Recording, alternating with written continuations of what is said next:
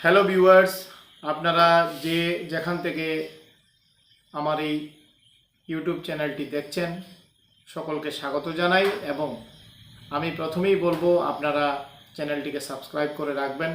বিভিন্ন বিষয়ে ইনফরমেশন এবং বিভিন্ন বিষয়ের খবর আপনারা এই চ্যানেলের মাধ্যমে পেয়ে যাবেন। তো প্রথমত আজকে আলোচনার মধ্যে মূল বিষয় হচ্ছে তৃতীয়বারের মতো ভারতবর্ষে প্রধানমন্ত্রী নরেন্দ্র মোদী নেতৃত্বাধীন সরকার গঠন হয়ে গেছে।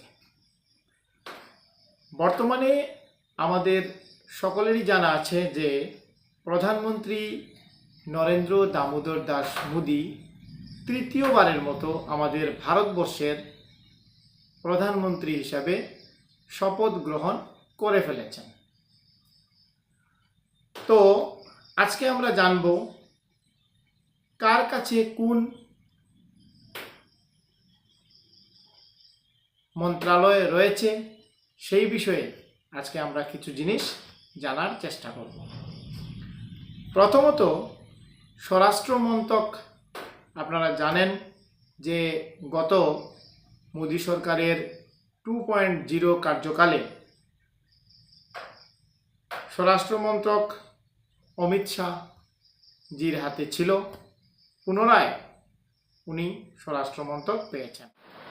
তারপরে রাজনাথ সিং প্রতিরক্ষা মন্ত্রণালয়, রাজনাথ সিংয়ের হাতে পূর্বে ছিল, পুনরায় তিনি প্রতিরক্ষা মন্ত্রণালয় পেয়েছেন।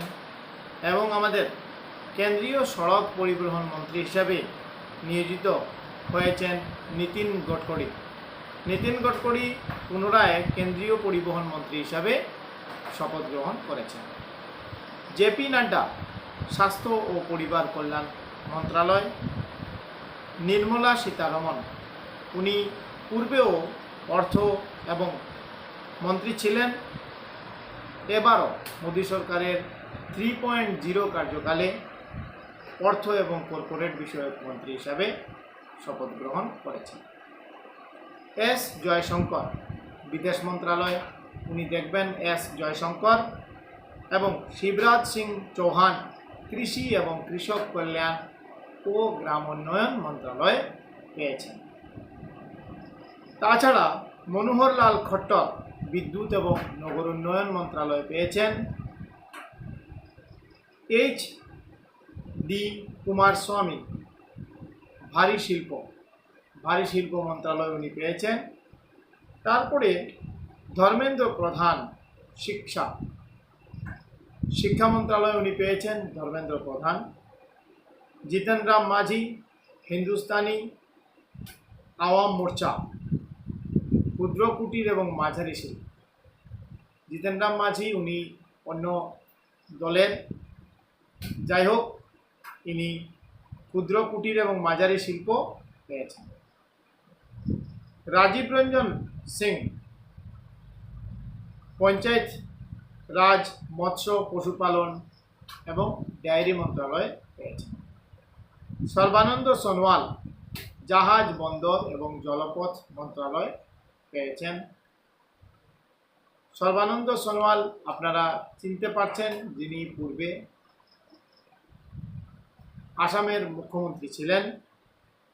কে রামমোহন নাইডু টিডিপি থেকে এসছেন, অসামরিক বিমান পরিবহন মন্ত্রণালয় পেয়েছেন। বীরেন্দ্র কুমার সামাজিক ন্যায় এবং ক্ষমতায়ন। এভাবে প্রচুর মন্ত্রণালয় দেওয়া হয়েছে। কেন্দ্রীয় পূর্ণমন্ত্রীরা আরও অনেকে রয়েছেন।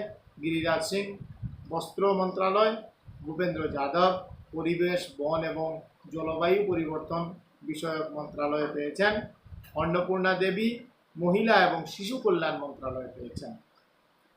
তো আমরা আজকে জানতে পারলাম কে কোন মন্ত্রণালয় পেয়েছে, আপনাদেরকে জানানোর সৌভাগ্য আমাদের হয়েছে।